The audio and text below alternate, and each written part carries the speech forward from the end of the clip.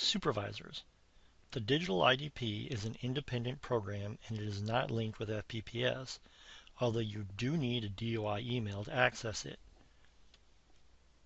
Go to idp.nps.gov.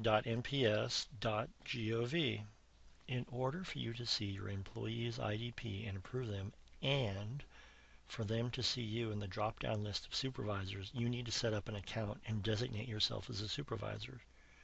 You can go into your account at any time by hitting the gear icon next to your name. Once you've entered all the information in the My Account form, there are two areas that are key as a supervisor. The first is your supervisor's name, and the second is this checkbox. So the checkbox, if you're a supervisor, you need to click that, and what this does is it allows your name to appear in this drop-down. If your name's not in here, that means that you haven't done that or your supervisor hasn't done that.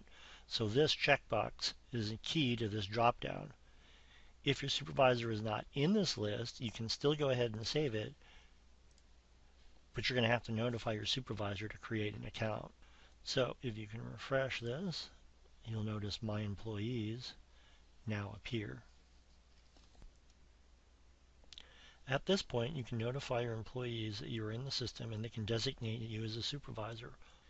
If you go to the My Employees tab, this is a list of all the employees in the system that have designated you as their supervisor in the drop-down. You can see their name, their email, the last time their plan was reviewed, and the status of their individual development plans. You can go into their different plans and review and see how they're doing, and approve it when they request.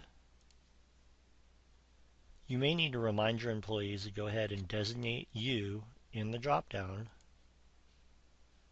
when it appears here.